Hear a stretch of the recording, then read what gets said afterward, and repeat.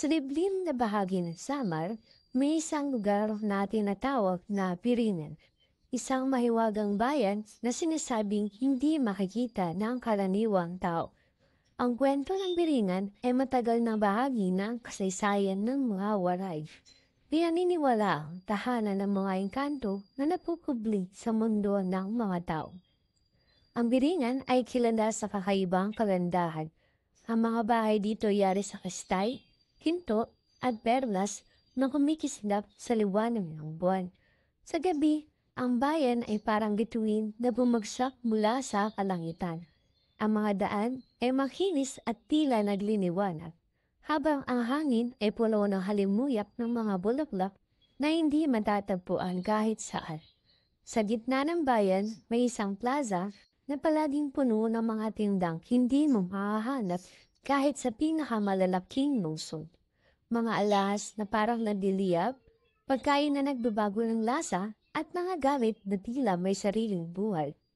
Ang mga nilalang na nakatira sa Biringan ay hindi ordinaryo. Sila ay magaganda at makikisig. Perpekto ang kanilang itsura, ngunit may kakaiba sa kanila. Ang kanilang mga matay parang bituin at ang kanilang galaw ay parang lumulutang sa hangin. Sila ay tahimik at bihirang magsalita. Ngunit ang kanilang pasensya ay ramdam sa bawat sulok ng bayan. Ayon sa mga alamat, ang Biringan ay hindi basta-basta matatagpuan. Lumilitaw lamang ito sa piling ng mga taong may espesyal na koneksyon sa mga engkanto o yaong napili ng bayan mismo. Maraming kwento ang umiikot sa misteryo nito. Mga driver ng jeep na nawala sa kagubatan, mga bangkang biglang naglaho sa ilog, at mga tao sa baryo na hindi na natagpuan matapos ang isang gabi sa gubat. May babala ang matatanda tungkol sa Biringan. Kapag ikaw ay napadpad dito, huwag kang magpapadala sa kagandahan ng lugar o sa yaman na iniaalok sa iyo. Kung kakain ka ng kanilang pagkain o tatanggap ng kahit anong regalo, ikaw ay mawawala sa mundong iba pa. Marami ang naniniwala ang tanging paraan para makabalik ay ang dasal o ang pananalig si Diyos upang mapalaya ang sarili sa kapangyarihan ng mga engkanto.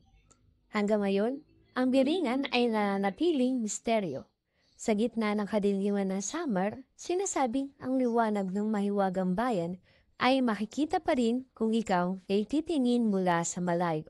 Ngunit, ilan lamang ang mapalad o minamalas na makalapit dito.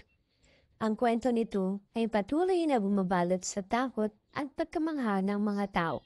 Isang paalala na hindi lahat ng liwanag ay dapat lapitan.